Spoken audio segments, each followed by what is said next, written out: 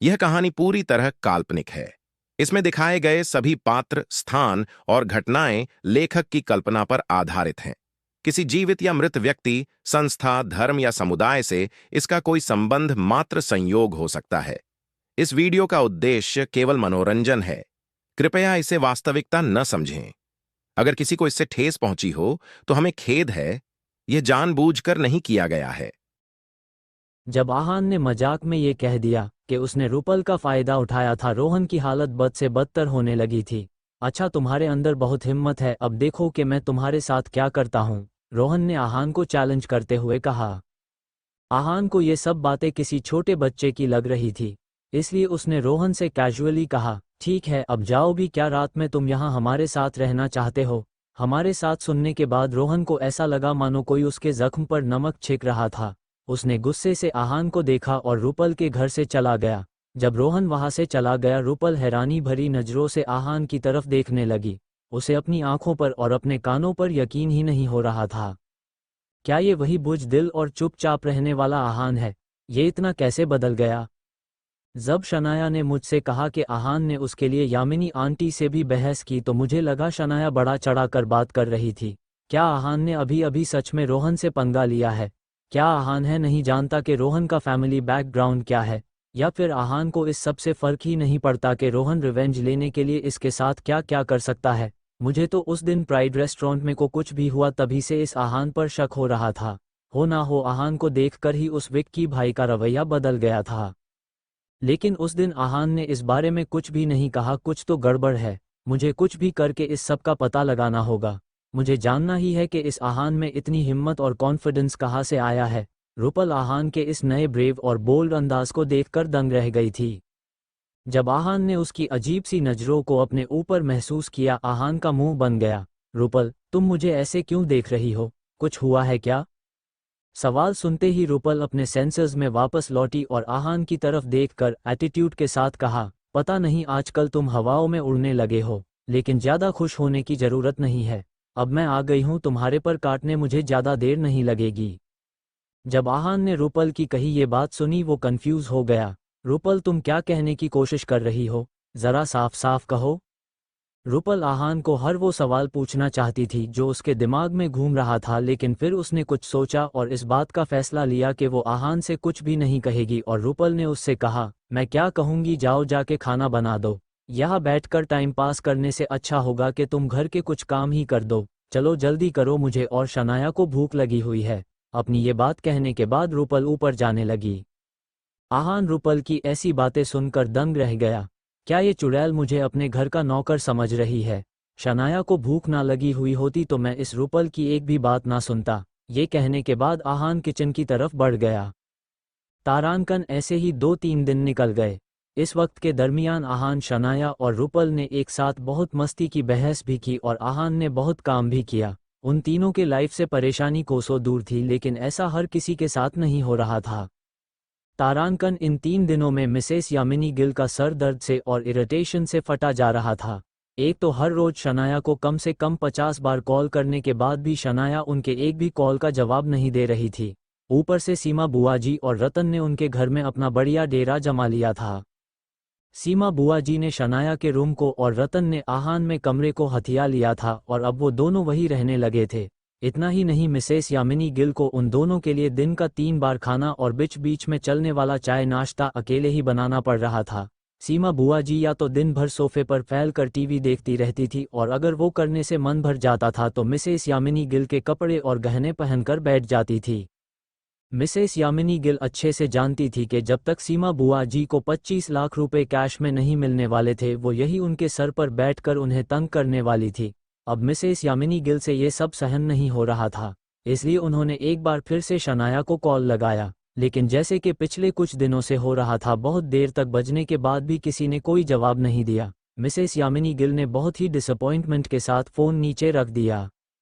अचानक से सीमा बुआ जी ने उनके पास आकर सवाल किया, भाभी, क्या शनाया से बात हुई? वो कब वापस आ रही है? जैसे ही मिसेस यामिनी गिल ने सीमा बुआ जी का ये सवाल सुना, वो अपने होश में वापस लौटी। वो, सीमा दीदी, वो, मेरी अभी उसके साथ बात हुई है, वो कुछ दिनों में वापस आ जाएगी। सीमा बुआ जी नाराजगी के साथ बोली, भाभी, क्या मैं आपको बेवकूफ़ लग रही हूँ? मैं आपका चेहरा अच्छे से पढ़ सकती हूँ। लगता है शनाया आपकी कॉल का कोई जवाब नहीं दे रही है। मैंने सही कहा ना? मिसेस यामिनी गिल अपनी ननंद का ये सवाल सुनकर दंग रह गई। उन्हें इस बारे में कैसे पता चल सकता था? मिसेस यामिनी गिल की हैरानी भरी खामोशी सीमा बुआ जी के इस अंदाजे को सही साबित कर रही थी। सीमा बुआ जी ने फिर अपनी भाभी को अल्टीमेटम देते हुए कहा, भाभी, मैं नहीं जानती कि आप ये कैसे करने वाली है, लेकिन अपनी बिगड़ी हुई बेटी को वापस लेकर आइए।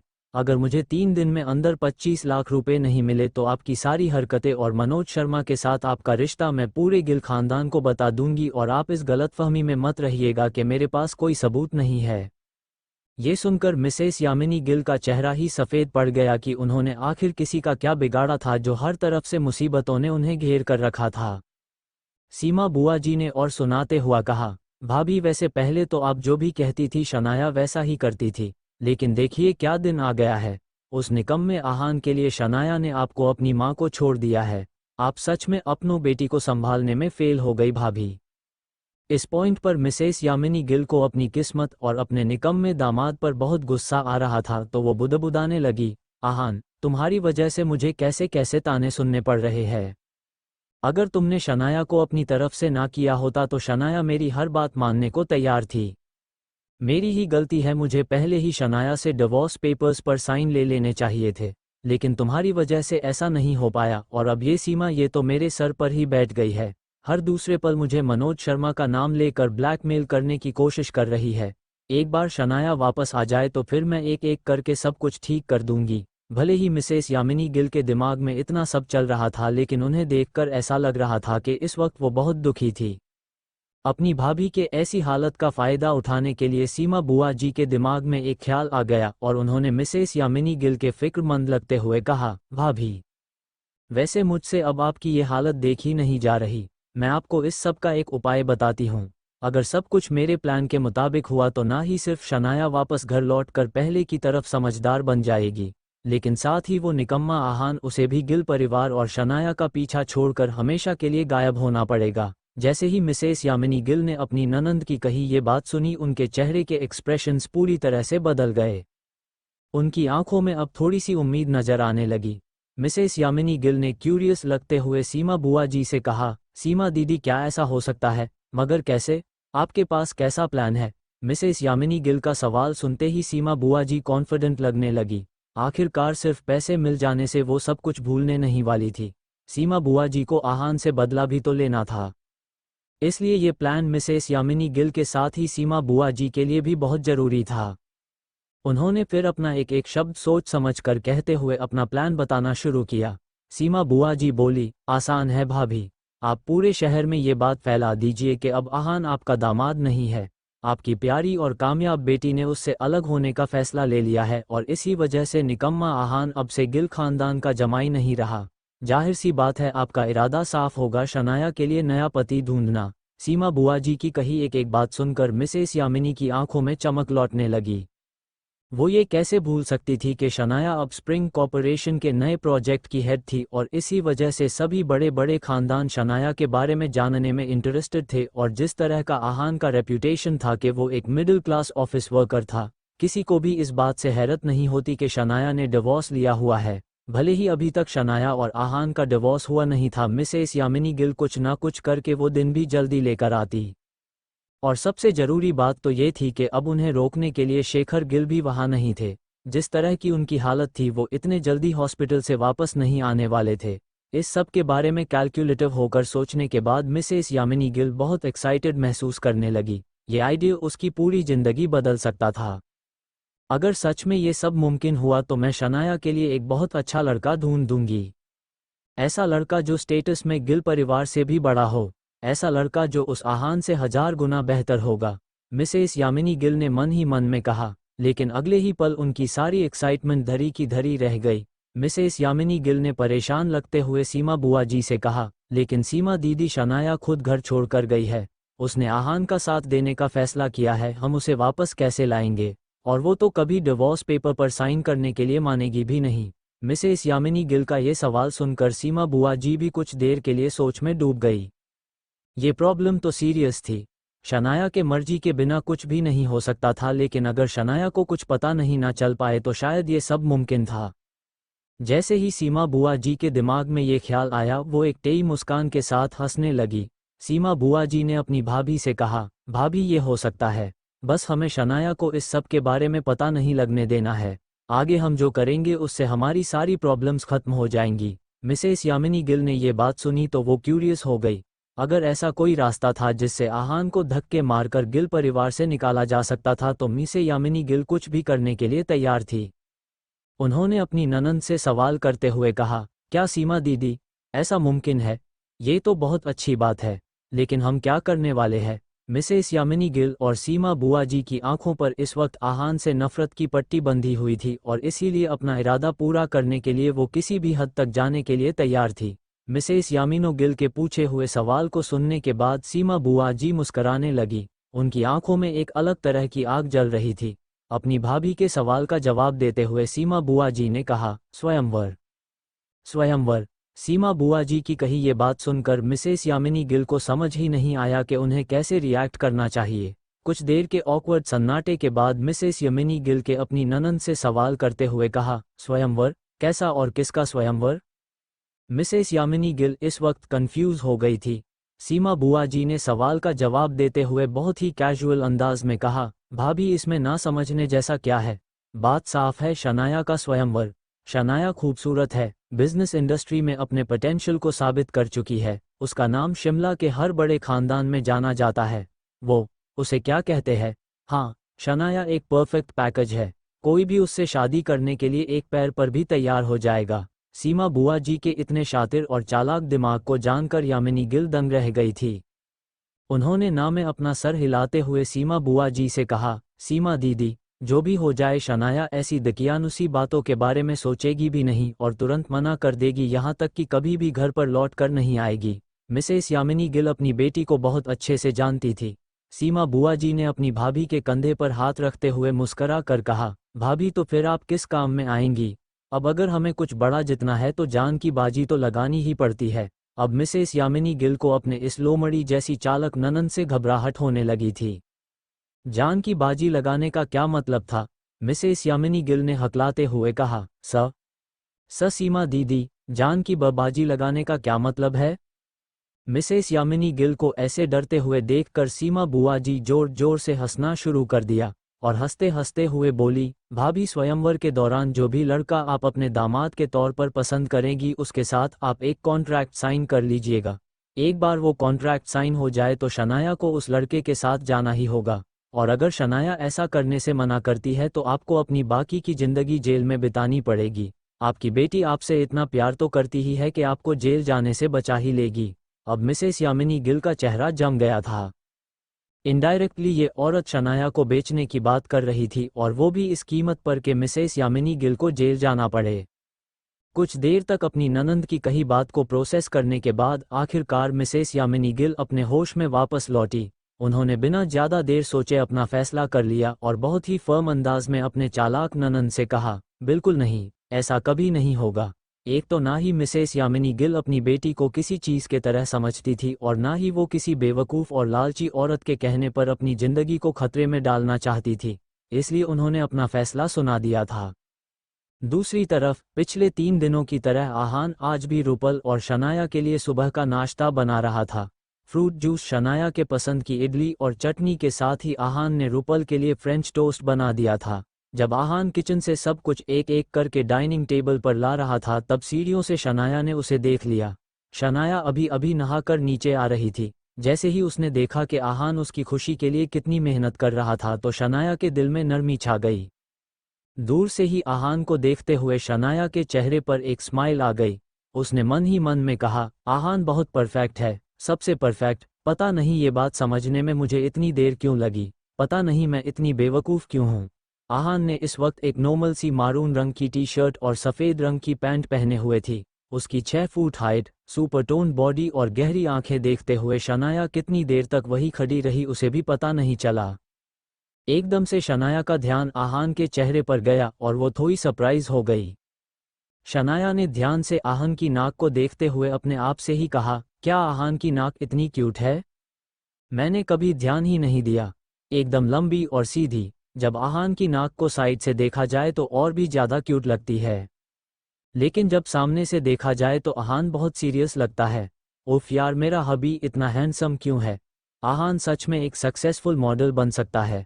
मॉडल ही नहीं, आहान बॉलीवुड का एक जाना माना हीरो भी बन सकता है। जब शनाया आहान को देखते हुए मन ही मन में उसकी तारीफों के पुल बांध रही थी, पीछे से रूपल भी आ गई। जब उसने देखा कि 15 मिनट पहले नीचे आई शनाया अभी भी यही खड़ी थी तो वो कंफ्यूज हो गई। रूपल ने फिर शनाया की नज़रों को फॉलो किया और देखा कि उसकी बेस्ट फ्रेंड आहान को देख रही थी, और इतना ही शनाया अकेले में ही स्माइल भी कर रही थी। ये देखकर रूपल का मुंह बन गया। उसने एक दो बार धीरे से शनाया का नाम पुकारा, लेकिन शनाया का ध्यान तो कहीं और ही था। रूपल ने फिर शनाया की नज़रों को फॉलो किया और देखा कि उसकी बेस्ट फ्रेंड आहान को देख रही थी, और इतना ही शनाया अकेले में ही स्माइल भी कर रही थी। ये देखकर रूपल का मुंह बन गया। उसने एक दो बार धीरे से शनाया का नाम पुकारा, लेकिन शनाया का ध्यान तो कहीं और ही था। अब रूपल का पेशेंस खत्म हो गया और उसने शनाया को हल्के से धक्का देते हुए कहा, शनाया, क्या तुम ठीक हो? ये क्या चल रहा है? एकदम से किसी के छूने से शनाया अपने होश में वापस लौटी और रूपल को देखकर बोली, रूपल, क्या कर रही हो यार? मुझे अभी हार्ट अटैक आ जाता। रूपल ने जब अपनी बेस्ट फ्रेंड की कही ये बात सुनी, वो अपना सर पीटने लगी। रूपल ने फिर शनाया से कहा, डार्लिंग, हार्ट अटैक तो मुझे आ गया है ये देख कर के तुम अपने ही हस्बैंड को ताड़ रही हो, और वो भी ऐसे छिपकर, मानो वो तुम्हारा नहीं किसी और का हस्बैंड हो। रूपल ने जब अपनी बेस्ट फ्रेंड की कही ये बात सुनी, वो अपना सर पीटने लगी। रूपल ने फिर शनाया से कहा, डार्लिंग, हार्ट अटैक तो मुझे आ गया है ये देख कर के तुम अपने ही हस्बैंड को ताड़ रही हो, और वो भी ऐसे छिपकर, मानो वो तुम्हारा नहीं किसी और का हस्बैंड हो। रूपल की कही बात सुनकर शनाया ने अपनी नाक से कुड़ ली। उसने अपने आप को समझाते हुए कहा, रूपल, ये तुम क्या कह रही हो यार? ताड़ना क्या होता है? मैं तो बस आहान को देख रही थी और मुझे छिपने की क्या जरूरत है, चलो नीचे। ये कहते हुए शनाया के गाल लाल हो गए थे। रूपल ने फिर से मुंह बनाते हुए कहा, ताड़ना नहीं देखना कहते हैं, आई बड़ी, और ये जो तुम लाल हुई जा रही हो इसे क्या कहते हैं? मैं तो इसे ब्लश करना कहती हूँ। शनाया सच में शर्मा रही थी, लेकिन फिर भी उसने रूपल की कही बातों को सुनकर अनसुना कर दिया और जाकर डाइनिंग टेबल पर बैठ गई। रूपल ने भी अपनी जगह ले ली। आहान अब तक टेबल पर सब कुछ सर्व लिया था। जब शनाया ने देखा कैसे आहान ने सब कुछ अकेले ही कर लिया था, तो वो आहान से बोली, आहान, तुम खाना बनाने में हर दिन के साथ पहले से ज़्यादा एक्सपर्ट होने लगे हो। वैसे रोज इतना बढ़िया खाना खिलाने के लिए थैंक यू। जब आहान ने देखा कि शनाया उसके काम से खुश हो गई थी तो वो मुस्कराने लगा। आखिरकार वो ये सब अपनी बीवी की खुशी के लिए ही तो करता था। आहान शनाया से कुछ कह पाता इससे पहले ही रूपल ने इसे इंटरप्ट कर दिया। उसने आहान की तरफ देखकर इम्प्रेस लगते हुए कहा, हाँ आहान, शनाया सही कह रही है, तुम सच में अच्छा खाना बनाते हो और बाकी सारे काम भी बहुत अच्छे से कर लेते हो। जब आहान ने रूपल की कही ये बात सुनी, वो दंग रह गया। आहान को अपने कानों पर यकीन नहीं हो रहा था। क्या शनाया की ये नकचई दोस्त, जिसने हमेशा से आहान से नफरत ही की थी, क्या वो आहान की तारीफ कर सकती थी? क्या आज सूरज उल्टी दिशा से निकला हुआ है? एक बार के लिए कुत्ते की टेढ़ी पूंछ सीधी हो सकती है, लेकिन ये चुड़ैल मेरी तारीफ नहीं कर सकती। अब जरूर कुछ उल्टा कहेगी, मैं जानता हूँ, आहान ने मन ही मन में कहा। जब शनाया ने देखा कि फाइनली रूपल आहान के साथ अच्छे से बिहेव करने लगी थी, वो खुश हो गई। लेकिन बेचारी शनाया को कहा पता था कि उसकी ये खुशी कुछ ही देर की मेहमान थी। जैसा कि आहान ने अंदाजा लगाया था, रूपल ने अपनी बात को आगे बढ़ाते हुए कहा, वैसे आहान, अब जब मैं इंडिया लौटी हूं तो मेरा वापस जाने का कोई प्लान नहीं है, और मैं बहुत दिनों से सोच रही थी कि घर के सारे काम करने के लिए कोई अच्छी से मेड ढूंढ लूं। मैं उसे बहुत अच्छी सैलरी भी ऑफर कर सकती हूं, लेकिन ऐसी कोई मेड मिली ही नहीं। क्यों ना तुम ही मेरे घर पर जॉब कर लो, मैं तुम्हें बहुत अच्छे पैसे दूंगी और साथ ही तुम यहाँ रह भी सकते हो। इसी बहाने शनाया और मैं भी पहले की तरह सब कुछ साथ में करेंगे। रूपल ने आहान को ये जॉब ऑफर इतनी सच्ची स्माइल से दिया था कि शायद ही कोई समझ पाता कि उसके असल इरादे क्या थे। आहान ने जैसे ही रूपल की कही ये बात सुनी, उसका मुंह बन गया। आहान ने रूपल को कोसते हुए मन ही मन में कहा, मैंने कहा था ना, ये चुड़ैल कभी अपनी हरकतों से बाज नहीं आएगी। मुझे अपने घर का कामवाला बनाना चाहती है। ऊपर से इस रूपल के तो मेरी ही बीवी पर हक भी जमाने का मास्टर प्लान भी तैयार है, सिर्फ क्योंकि शनाया यहाँ पर बैठी है, वरना मैं इस रूपल के मुंह पर ये गर्म कॉफी फेंक देता। आहान की फ्रस्ट्रेशन उसकी आंखों में साफ थी। अगले ही पल रूपल ने इस तरह कॉफी का कप उठाया मानो वो आहान के दिल में चल रही सारी बातें सुन रही थी और अब आहान की चुनौती भी दे रही थी। जब शनाया ने देखा कि अब ये दोनों एक बार फिर से शुरू होने वाले थे तो उसने एक गहरी सांस ली और कोई बहाना बनाते हुए आहान से बोली, आहान क्या तुम प्लीज मेरे लिए ब्रेड ले आओगे? आहान ने शनाया की बात सुनी तो तुरंत हाँ में सर हिला दिया और रूपल को घूरते हुए किचन में चला गया। जैसे ही आहान वहां से चला गया, शनाया ने रूपल के हाथ पर हल्के से मार कर कहा, रूपल तुम आहान से ऐसी दिल दुखाने वाली बातें क्यों कहती हो? मुझे अच्छा नहीं लगता। अगली बार से ऐसा मत कहना। क्या तुम्हें दिख नहीं रहा कि वो मेरी खुशी के लिए क्या कुछ नहीं कर रहा? तुम उसे आगे से हर्ट नहीं कर सकती, समझ गई?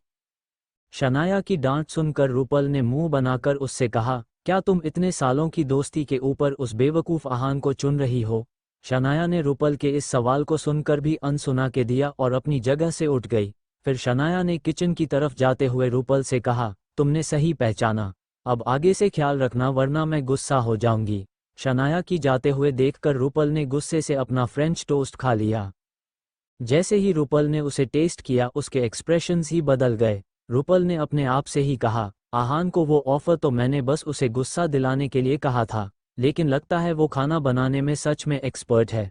थोड़ी देर के बाद आहान से फिर से पूछती हूँ, शायद मेरे घर पर काम करने के लिए मान जाए। रूपल के फैलाए हुए रायते को साफ करने के लिए शनाया किचन में गई थी। उसने देखा कि आहान उसके लिए ब्रेड को बटर लगा रहा था। शनाया जल्दी से आहान के पास गई और उसका हाथ पकड़ते हुए बोली, आहान मैंने रूपल को समझा दिया है, वो आगे से ऐसा नहीं करेगी। आहान ने इस और कुछ भी नहीं कहा, बस एक स्माइल के साथ शनाया को देखने लगा। कब शनाया ने देखा कि आहान उसे पलकें झपकाए बिना देख रहा था तो वो खिलखिलाकर हंसने लगी।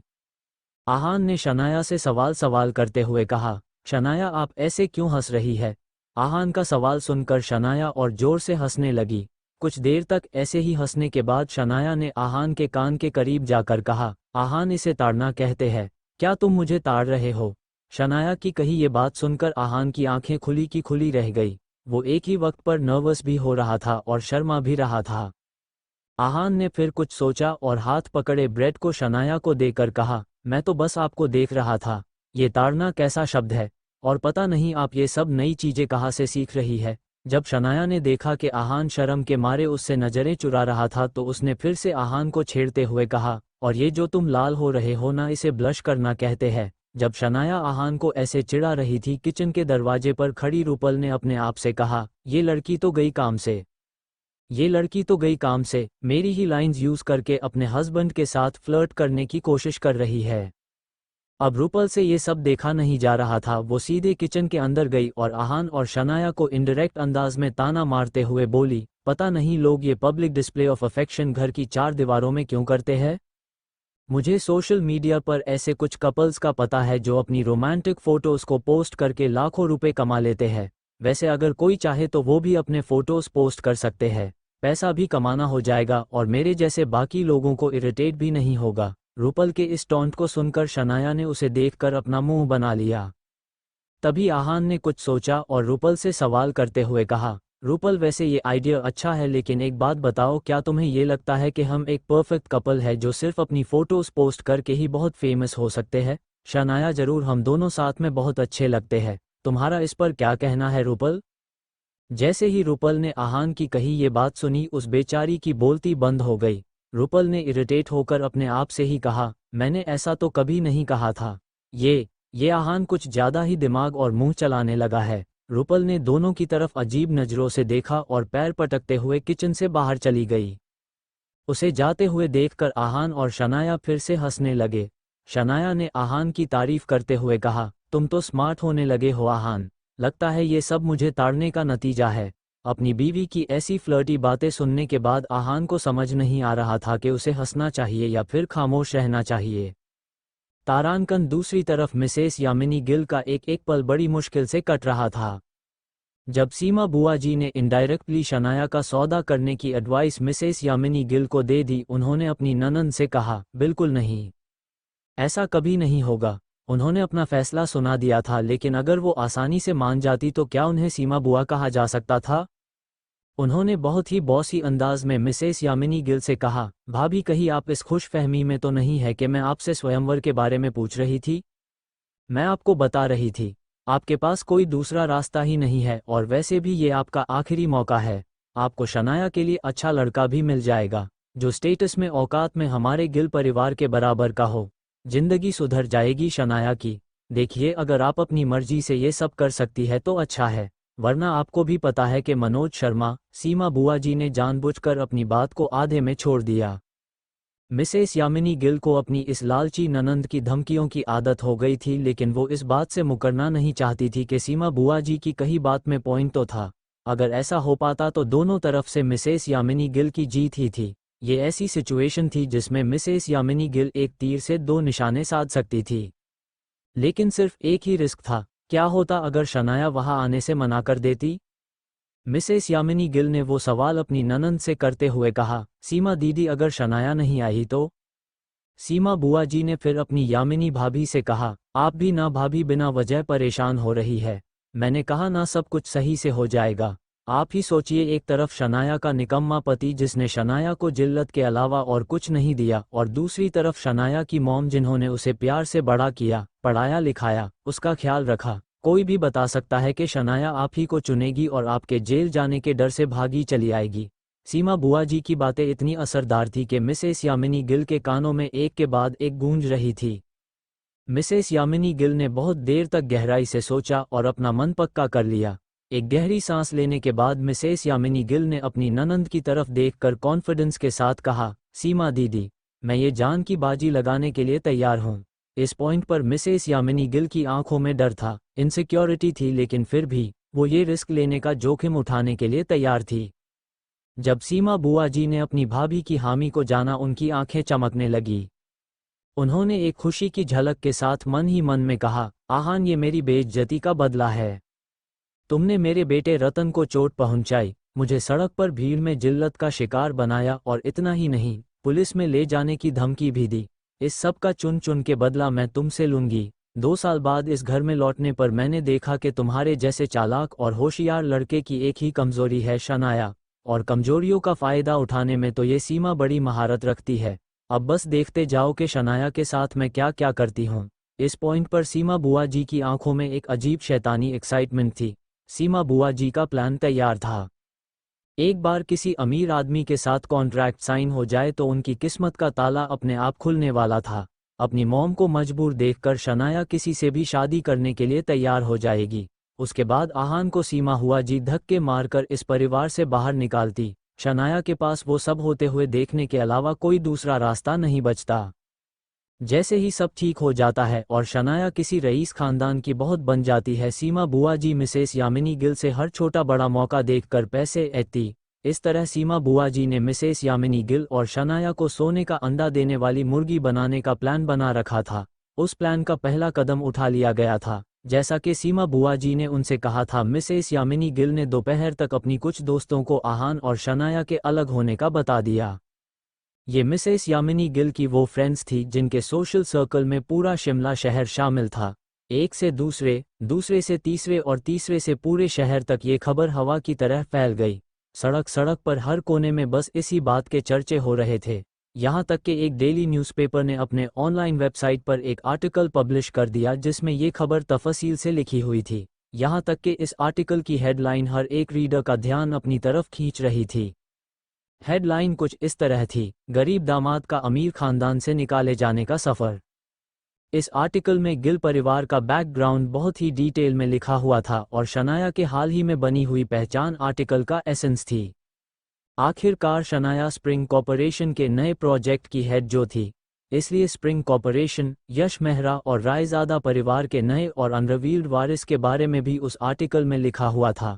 वैसे तो पूरा आर्टिकल आहान के ही बारे में था, लेकिन शिमला डेली ने आहान की बुराई करने में अपनी तरफ से कोई कसर नहीं छोड़ी थी। इतना ही नहीं, आहान के कुछ फोटोज भी आर्टिकल के साथ अटैच किए हुए थे जिनमें वो अपने मिडिल क्लास और सीधे साधे अपीयरेंस में नजर आ रहा था। इससे पूरे ऑपोजिट शनाया के जो फोटोज अटैच किए हुए थे उनमें शनाया किसी मॉडल या सेलिब्रिटी से कम नहीं लग रही थी। ब्रांडेड कपड़े, एक बोल्ड और कॉन्फिडेंस से भरा हुआ और साथ ही खूबसूरत लुक्स के साथ शनाया की ब्यूटी को इस तरह डिस्प्ले किया गया था मानो शनाया किसी प्रोडक्ट को प्रमोट कर रही थी।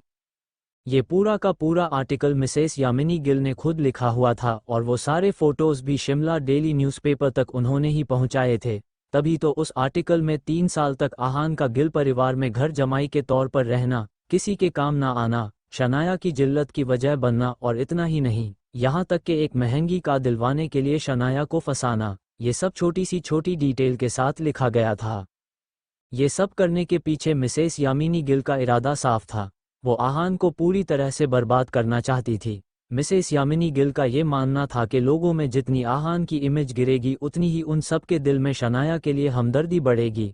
लोग आहान के बारे में तरह तरह की बातें करेंगे और उस सारे गॉसिप को सुनकर शनाया खुद ही आहान को छोड़ने के लिए मजबूर हो जाएगी।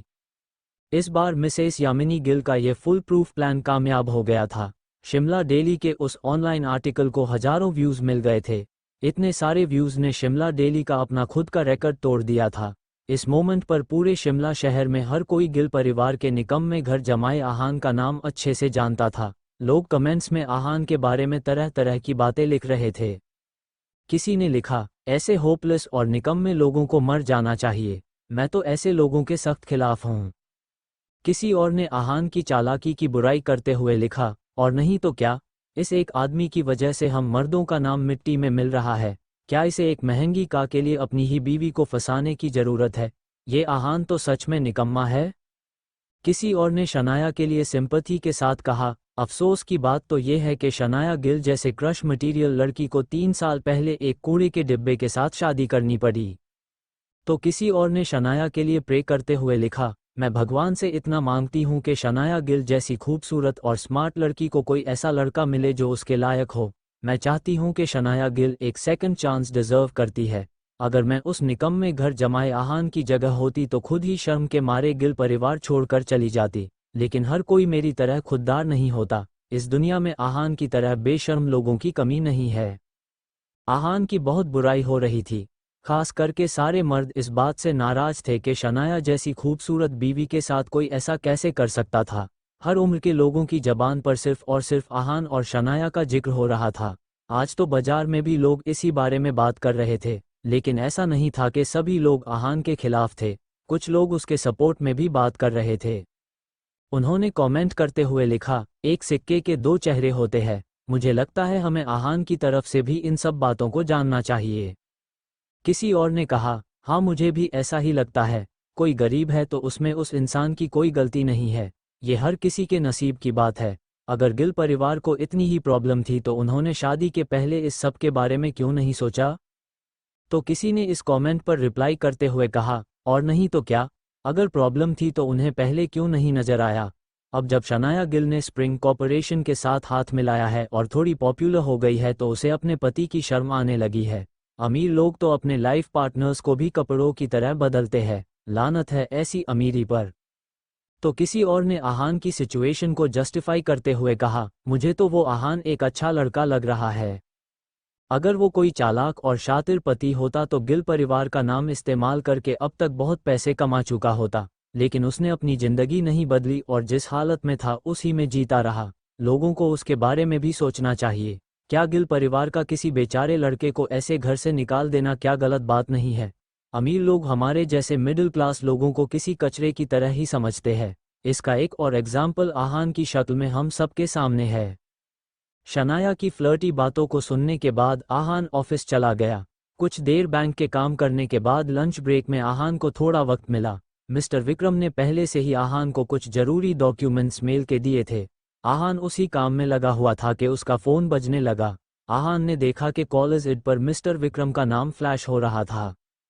आहान ने तुरंत कॉल को उठाकर मिस्टर विक्रम से कहा, मिस्टर विक्रम मैंने अभी अभी मेल्स पढ़ना शुरू किया है, मैं थोड़ी ही देर में आपको वापस कॉल करता हूँ। अपनी ये बात कहकर आहान कॉल काटने ही वाला था कि उसने फ़ोन की दूसरी तरफ से मिस्टर विक्रम की आवाज़ आई। उन्होंने आहान से कहा, यंग मास्टर क्या आपको शिमला डेली नाम के न्यूज़पेपर के बारे में पता है? आहान ने जब ये सवाल सुना तो कंफ्यूज हो गया। शिमला डेली का जिक्र आहान के लिए थोड़ा अनएक्सपेक्टेड था।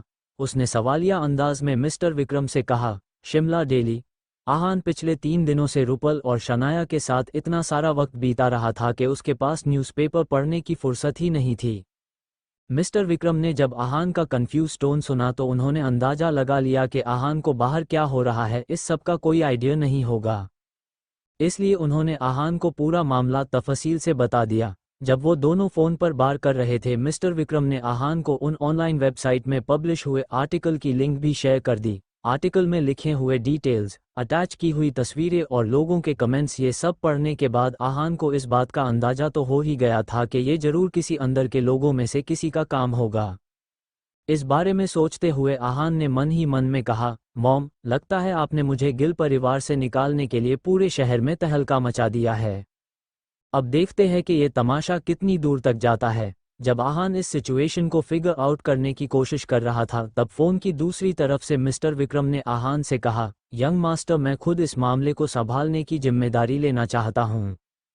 शिमला डेली कोई बड़ा न्यूज़पेपर नहीं है, लेकिन फिर भी इस न्यूज़ आर्टिकल की वजह से आपकी रेप्यूटेशन पर बुरा असर पड़ा है। हमें जल्द से जल्द इस मैटर को रिजॉल्व करना होगा। यंग मास्टर, आपने क्या सोचा है? हमें इस सब को कैसे ठीक करना चाहिए? मिस्टर विक्रम का कंसर्न अपनी जगह पर सही था। आहान की खामोशी की देखते हुए मिस्टर विक्रम ने अपने बॉस से माफ़ी मांगते हुए कहा, यंग मास्टर, मैं माफ़ी चाहता हूँ। मेरे लापरवाह होने की वजह से ही ये आर्टिकल पब्लिश हुआ है।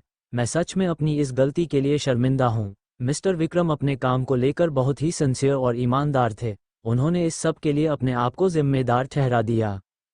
लेकिन आहान उन लोगों में से नहीं था जो अपना गुस्सा निकालने के लिए किसी और को ब्लेम करता।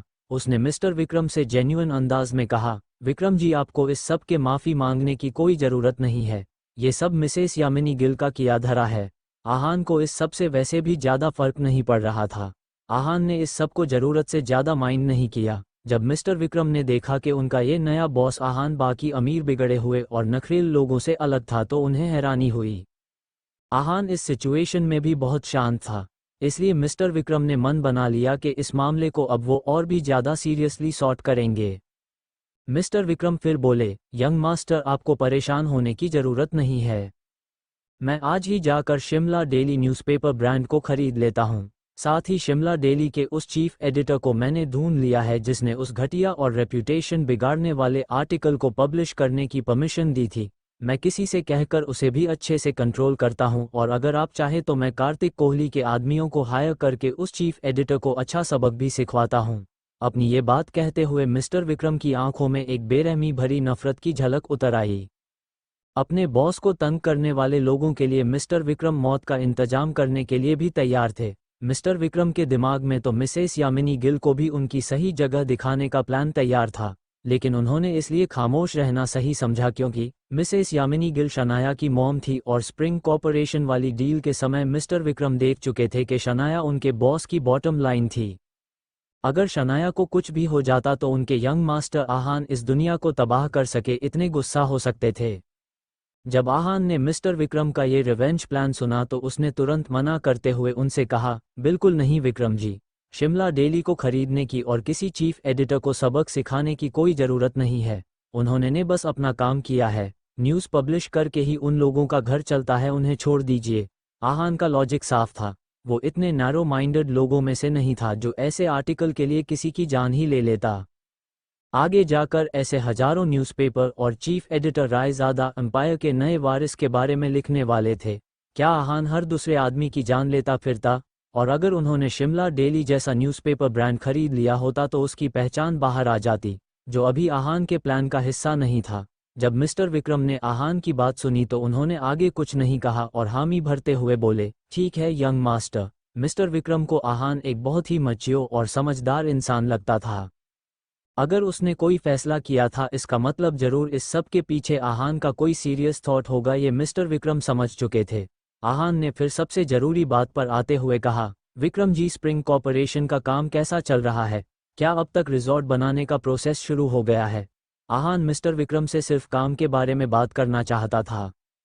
मिस्टर विक्रम ने आहान को नए प्रोजेक्ट का फॉलो अप देते हुए कहा, यंग मास्टर, रिजॉर्ट का कंस्ट्रक्शन तो शुरू हो गया है, लेकिन हमें अभी अभी कुछ टेक्निकल इश्यूज नज़र आ रहे हैं। हमारे आर्किटेक्ट्स के साथ बात करने के बाद हम इस नतीजे पर पहुंचे थे कि हमें कुछ इंटरनेशनल एक्सपर्ट्स को हायर करना पड़ेगा और कार्तिक कोहली यूरोप से कुछ एक्सपीरियंस्ड लोगों को हायर कर चुका है। मैंने भी एक बार अपने एंड से चेक किया है और कोई प्रॉब्लम नहीं है। मेरा ऐसा अंदाजा है कि अगले कुछ दिनों में टेक्निकल इश्यूज सॉल्व हो जाएंगे। आहान इन सब बातों को बहुत ही ध्यान से सुन रहा था। आहान ने फिर मिस्टर विक्रम से कहा, विक्रम जी, अगर स्प्रिंग कॉर्पोरेशन से रिगार्डिंग कोई भी डिसीजन लेना हो तो आप पहले मुझे उस बारे में रिपोर्ट करिएगा। मैं इस प्रोजेक्ट में कोई गड़बड़ नहीं होने देना चाहता। आहान ने वैसे तो सच कहा था, मगर असल बात तो ये थी कि आहान को अभी तक मिस्टर विक्रम पर पूरी तरह से भरोसा नहीं था। इसमें आहान की कोई गलती नहीं थी, क्योंकि मिस्टर विक्रम कई सालों से आहान के पापा आदित्य रायज़ादा के लिए काम करते आए थे और आहान के पापा आदित्य रायज़ादा ने ही मिस्टर विक्रम को आहान के साथ काम करने के लिए भेजा था। आहान भले ही एक बार के लिए मिस्टर विक्रम पर यकीन कर सकता था, लेकिन रही बात उसके पापा की तो आहान चाहकर भी बेफिक्र नहीं हो सकता था। यही वजह थी कि आहान को सब कुछ अपने कंट्रोल में रखना था। मिस्टर विक्रम को आहान की बात के बारे में कुछ भी अजीब नहीं लगा और उन्होंने नॉर्मली हामी भर दी। उसी वक्त शिमला की एक जानी मानी एप्पल वाइनरी में रोहन हाथ में टीवी का रिमोट लेकर बैठा हुआ था। जिस तरह का एक्साइटिंग और फन लविंग नेचर रोहन का था, वो बेफिक्र होकर टीवी पर कार्टून देख रहा था। रोहन जिस सोफे पर बैठा हुआ था उसके ठीक पीछे एक लड़की खड़ी थी। वो लड़की रोहन की नई सेक्रेटरी थी। उस लड़की ने ध्यान से अपने बॉस की तरफ देखा और अपने आप से ही बोली, मुझे लगा कि इस जॉब के लिए मुझे बहुत मेहनत करनी पड़ेगी, लेकिन ऐसा बिल्कुल नहीं है। लगता है मेरा गुड लक कुछ ज़्यादा ही अच्छा है। जहाँ एक तरफ ये लड़की, जो कि अभी अभी रोहन की सेक्रेटरी बनी थी, उसे अपने नसीब पर नाज हो रहा था, वहीं सच तो ये था कि जब रोहन ने उस लड़की को देखा उसे एकदम से रुपल की याद आ गई थी। क्योंकि ये नई लड़की कुछ कुछ रुपल के जैसी दिखती थी, इसलिए रोहन ने उसका नाम भी पूछे बिना उसे नौकरी दे दी थी। लेकिन उस लड़की को जॉब पर रखने के बाद रोहन रुपल से मिलने उसके घर चला गया था। रोहन का फैमिली बिजनेस काफ़ी बड़ा था। रोहन की फैमिली वाइन के बिजनेस में थी और वो लोग काफ़ी अमीर और फेमस भी थे। पिछले कुछ दिन बहुत शराब पीकर गम मनाने के बाद रोहन ने सोचा कि कंपनी जाने से बेहतर होगा कि वो वाइनरी, मतलब वाइन की फैक्ट्री में आकर अपना टाइम स्पेंड करे। बहुत देर तक कार्टून्स देखकर हंसने के बाद रोहन ने ऑर्डर फैलाते हुए कहा, मेरे लिए एक ग्लास फ्रूट जूस ले आओ। आखिरकार रोहन की नई सेक्रेटरी को काम मिला था। उसने तुरंत अपने हैंडसम बॉस की बात पर हामी भरी और कैंटीन में जाकर एक ग्लास ताज़ा फ्रूट जूस लेकर आ गई। जो लड़की अब तक अपने गुड लक का शुक्रिया करते हुए नहीं थक रही थी, जल्द ही उसकी किस्मत बदलने वाली थी। जैसे ही नई सेक्रेटरी हाथ में फ्रूट जूस का ग्लास पकड़कर रोहन के सामने गई, रोहन की नज़र उस पर पड़ी। एकदम से जो रोहन अब तक कार्टून देखकर हंस रहा था, उसके चेहरे का रंग काला पड़ गया। रोहन को अब रुपल का चेहरा देखकर बहुत बुरा लगता था, लेकिन प्रॉब्लम ये नहीं थी। प्रॉब्लम तो ये थी कि उस दिन के बाद जब भी रोहन रुपल के बारे में सोचता था, उसे आहान याद आ जाता था। वो ढीठ आहान जिसने रोहन के मुंह पर उसकी बेइज्जती की थी। जैसे ही रोहन को आहान का वो रोबिला और कॉन्फिडेंस भरा चेहरा याद आया, उसकी आंखें गुस्से से लाल हो गई। रोहन ने अपनी नई सेक्रेटरी की तरफ गुस्से से देखा और उसके हाथ से जूस का ग्लास लेकर जमीन पर पटक दिया। ये देखकर वो नई सेक्रेटरी घबरा गई। उसे अब रखा अपना ये बॉस बहुत हैंडसम होने के साथ ही खुश मिजाज और फ्रेंडली भी लगा था, लेकिन रोहन की इस हरकत ने उस नई सेक्रेटरी को डरा दिया। वो बेचारी इतनी घबरा गई थी कि कभी भी रोना शुरू कर देती। लेकिन फिर भी उस नई सेक्रेटरी ने बहुत हिम्मत करके अपनी बॉस से सवाल करते हुए कहा, सर क्या मुझसे कोई गलती हुई है? प्लीज़ मुझे माफ़ कर दीजिए। लेकिन मैंने किया क्या है? वो लड़की अपनी जॉब को तो बचाना ही चाहती थी, लेकिन वो ये जानना भी ज़रूरी समझती थी कि आखिर उसके बॉस को किस बात से गुस्सा आया था। लेकिन रोहन के गुस्से होने के वजह ना ही वो लड़की थी और ना ही उसने की हुई कोई गलती। रोहन को तो कुछ और ही परेशान कर रहा था, लेकिन वो इस बारे में किसी को कैसे बता सकता था?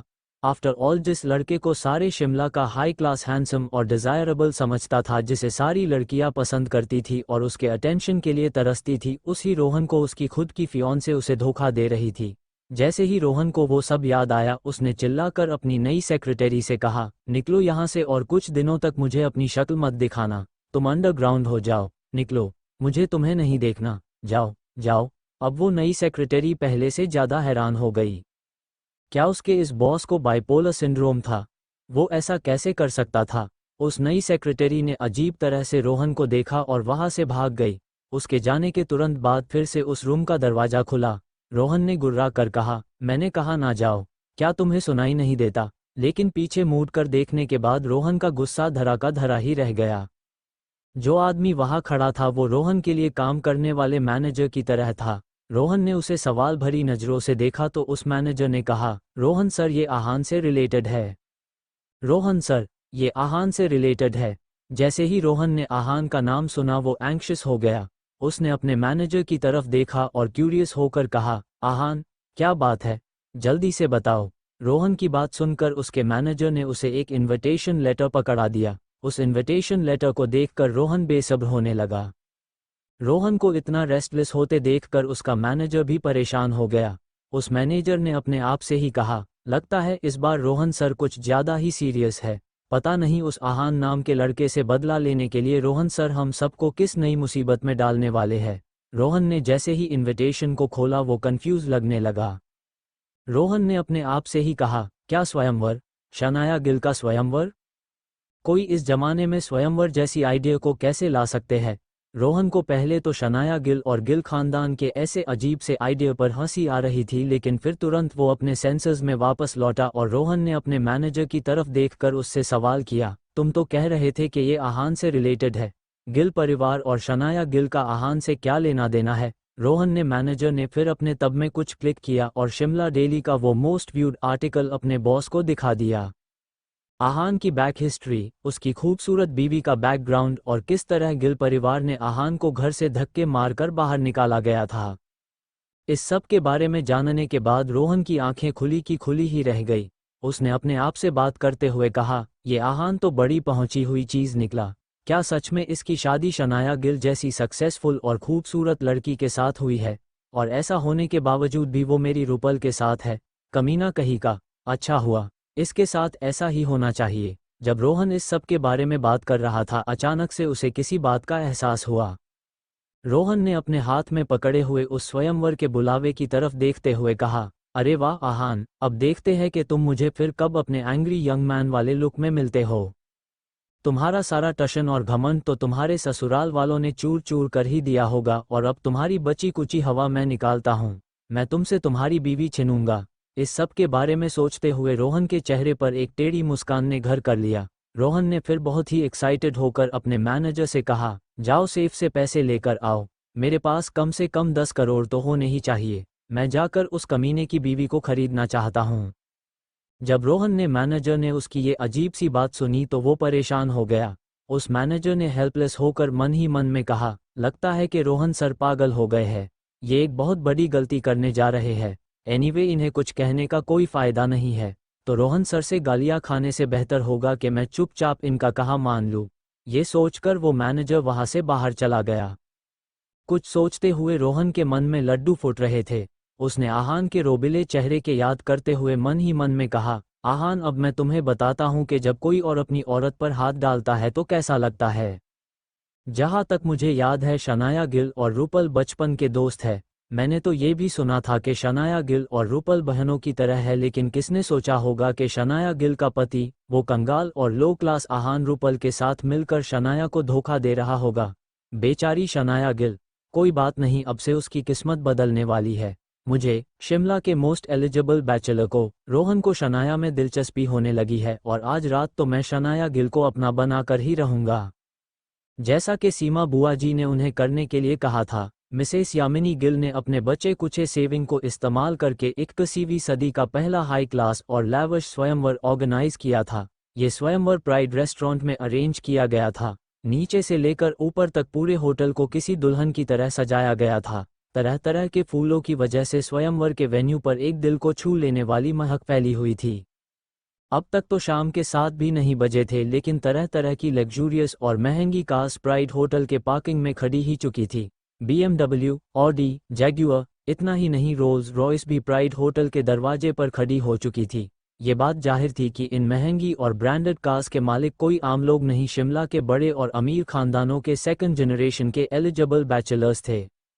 इनमें कुछ लोग तो वो थे जिन्होंने बहुत दिनों पहले ही मिसेस यामिनी गिल को शनाया में इंटरेस्टेड होने के इनडायरेक्ट और डायरेक्ट इशारे भी दे रखे थे, लेकिन क्योंकि तब उन्हें लगा था कि शनाया उस मिडिल क्लास लड़के को शायद कभी नहीं छोड़ेगी। लेकिन आज जो न्यूज़ मिसेस यामिनी गिल की तरफ से पूरे शिमला में फैल चुकी थी, उसके बाद वो सारे हाई क्लास परिवार बिना वक्त गवाए यहाँ शनाया के हाई प्रोफाइल स्वयंवर में शामिल होने पहुंच गए थे। रोहन जैसे ही कुछ लोग ऐसे भी थे जिन्हें शनाया से शादी करने में कोई इंटरेस्ट नहीं था, लेकिन फिर भी क्योंकि वो लोग रईस फैमिली और बड़े बैकग्राउंड से बिलोंग करते थे, रतन ने उन्हें भी स्वयंवर पर इनवाइट कर लिया था। शनाया गिल का नाम बहुत बड़ा था। एक तो शनाया खुद एक नेक्स्ट लेवल ब्यूटी थी जिसकी बराबरी करना बाकी लड़कियों के बस की बात नहीं थी, और ऊपर से शनाया का नाम हाल ही में स्प्रिंग कॉर्पोरेशन के साथ जुड़ गया था, तो उस वजह से इन लड़कों के लिए कंपटीशन बड़ा ही टफ होने वाला था।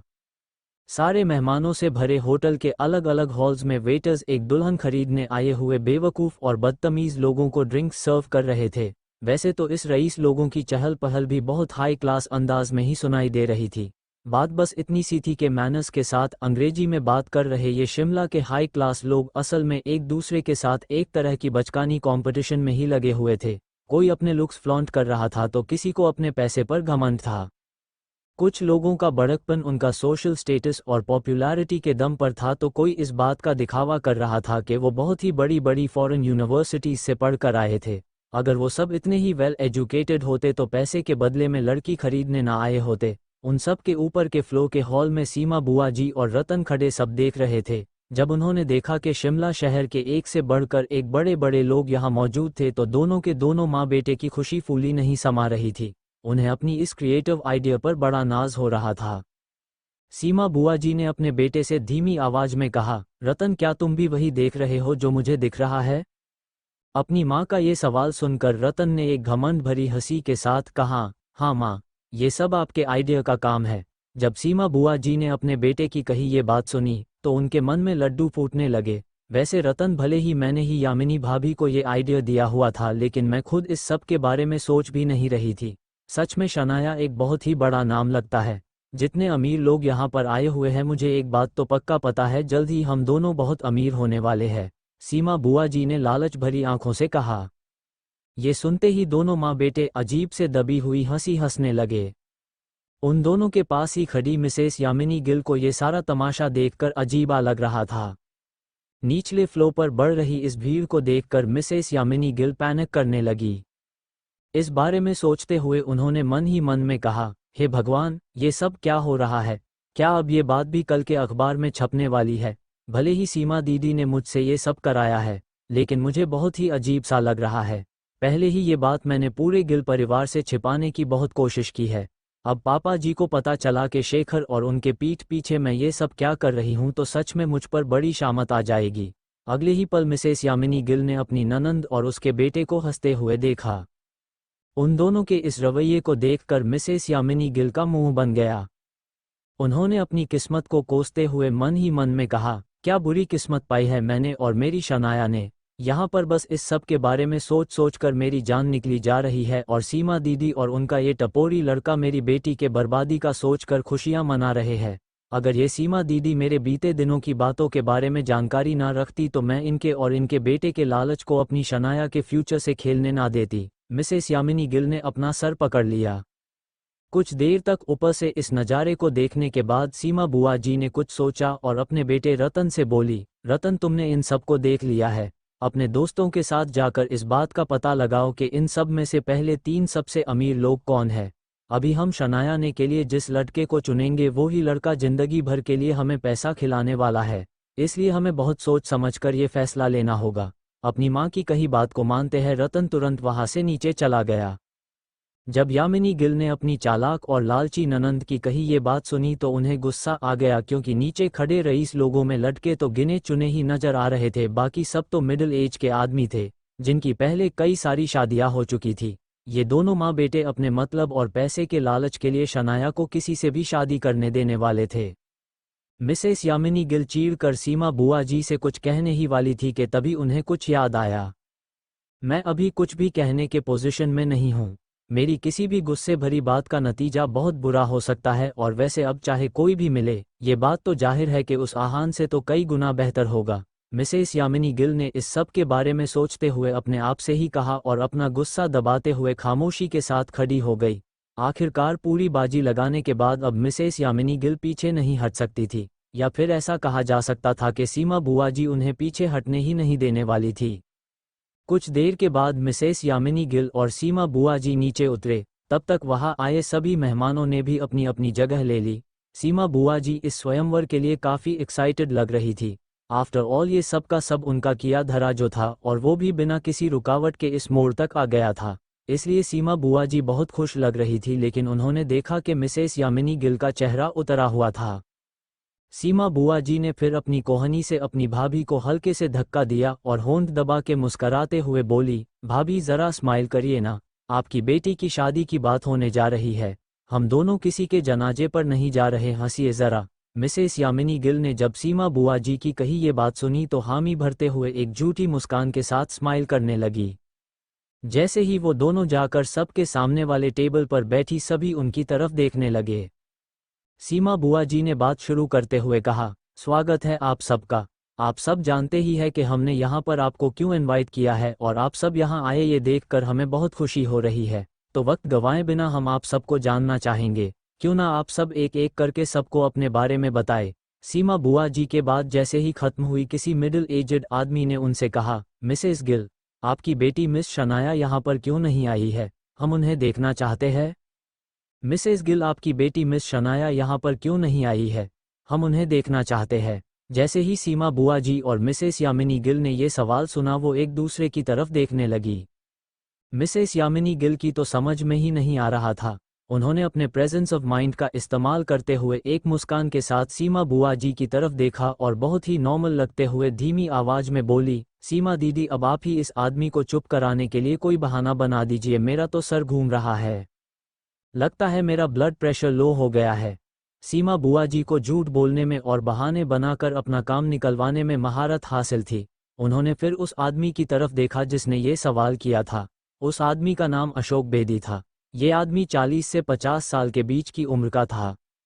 अशोक बेदी को शिमला के डायमंड किंग नाम से जाना जाता था। वो करोड़ों का मालिक था। अशोक बेदी की पहले ही 3 शादियां हो चुकी थी और ऐसा सुनने में आया था कि उसकी तीनों बीवियों ने उसे छोड़ दिया था।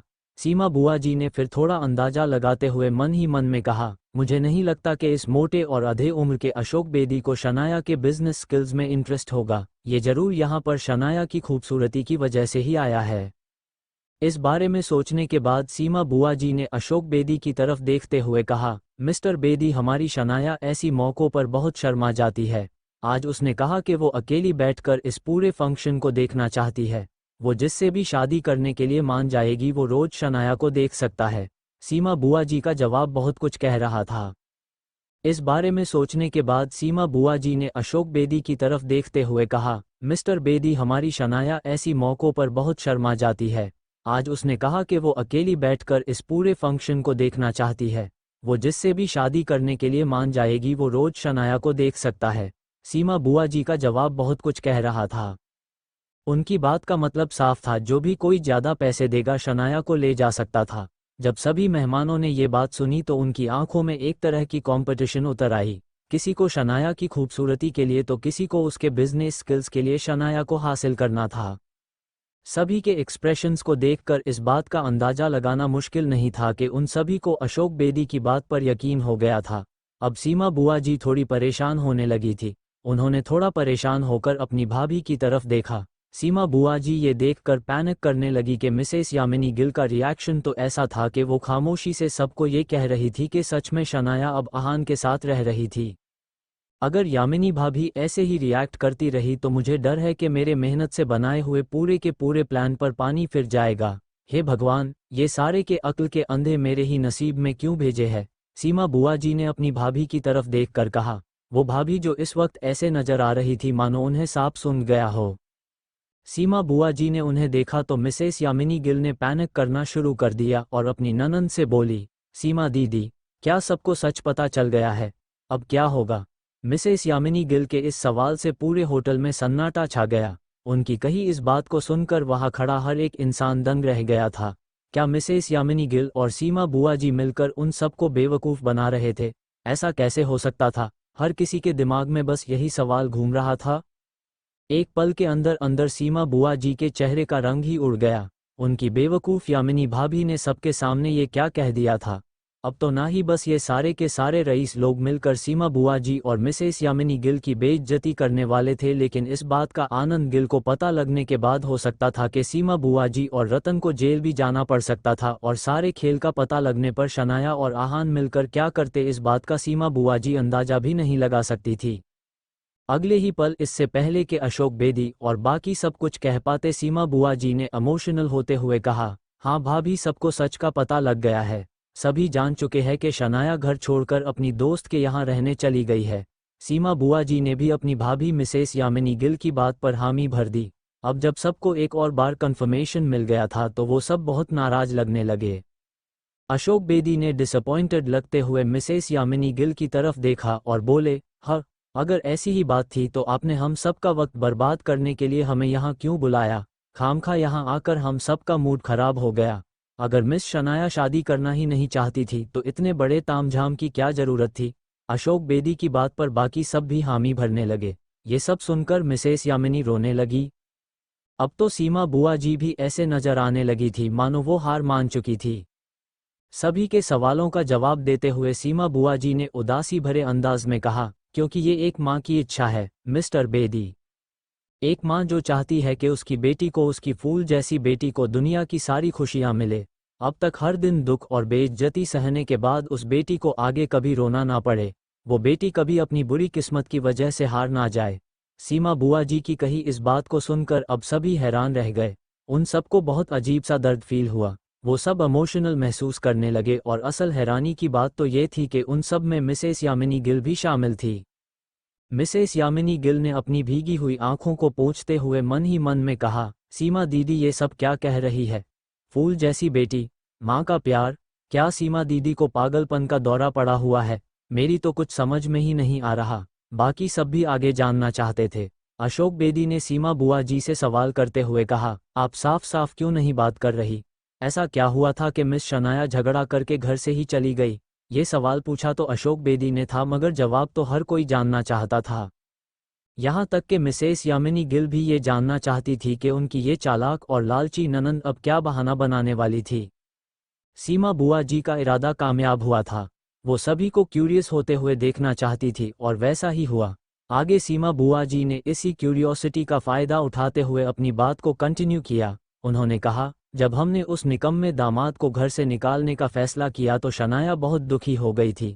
भले ही वो कभी भी इस शादी में खुश नहीं थी, लेकिन वो किसी को ऐसे धक्के मारकर निकालने वाली लड़की नहीं है। फिर भी हमने आहान को शनाया की जिंदगी से निकाल दिया।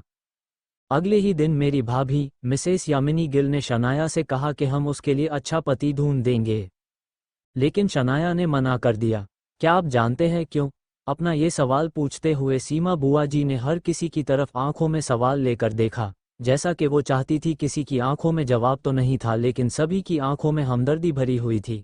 सीमा बुआ जी ने फिर रोना शुरू कर दिया और बोली, क्योंकि हमारी फूल जैसी बच्ची अब एक बार फिर से दुखी नहीं होना चाहती। वो तो इतनी डर गई है कि अब किसी पर भी भरोसा करने की ताकत उसके अंदर बची ही नहीं है। इस पॉइंट पर वहां मौजूद हर कोई शनाया पर तरस खा रहा था। हर किसी की आंखों शनाया और उसकी मॉम मिसेस यामिनी गिल के लिए सिंपैथी उमड़ रही थी। फाइनली सीमा बुआ जी एक बार फिर से पूरी बाजी को अपने हाथ में ले चुकी थी। अपनी आंखों में झलक रही कामयाबी की शातिर मुस्कान को उन्होंने बड़ी ही होशियारी से छिपा लिया और मिसेस यामिनी गिल की तरफ देखने लगी। इस पॉइंट पर मिसेस यामिनी गिल को अपने सामने खड़ी इस औरत से बहुत डर लग रहा था। क्या ये सीमा इतनी चालाक औरत है? यहाँ इतने सारे लोगों के सामने झूठ कहते हुए इसे जरा भी घबराहट नहीं हुई। उल्टा इस तरह बात कर रही थी कि मुझे भी एक पल के लिए इस सब पर यकीन हो जाए। मिसेस यामिनी गिल ने अपने आप से कहा। अगर खुद मिसेस यामिनी गिल की ये हालत हो रही थी तो जाहिर सी बात थी कि अशोक बेदी से लेकर वहाँ मौजूद हर किसी को सीमा बुआ जी की बातों पर यकीन हो गया था। वो सब शांति से अपनी अपनी जगह पर वापस बैठ गए। ये देखकर सीमा बुआ जी की जान में भी जान आई।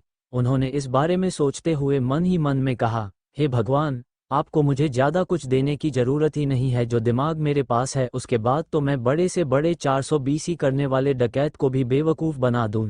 आप बस मेरी इतनी मदद करना कि किसी मुसीबत को यहाँ आने मत देना। मेरे बनाए हुए इस प्लान को मैं किसी को भी ख़राब करने की इजाज़त नहीं दे सकती।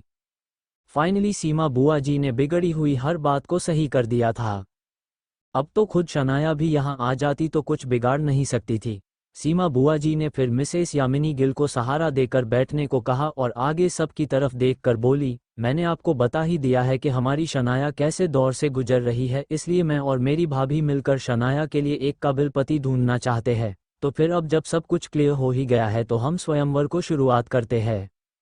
सीमा बुआ जी की बात खत्म होते ही एक आदमी ने कहा, मैं 50 लाख की कीमत देकर मिस शनाया को सिक्योरिटी देना चाहता हूँ। 50 लाख सुनकर सीमा बुआ जी का मुंह बन गया, लेकिन अगले ही पल किसी ने कहा, 80 लाख। अगर आप लोग इस कहानी का अगला भाग सुनना चाहते हैं तो जल्दी से मेरे चैनल को सब्सक्राइब करें और मुझे बताएं कि आपको यह कहानी कैसी लगी।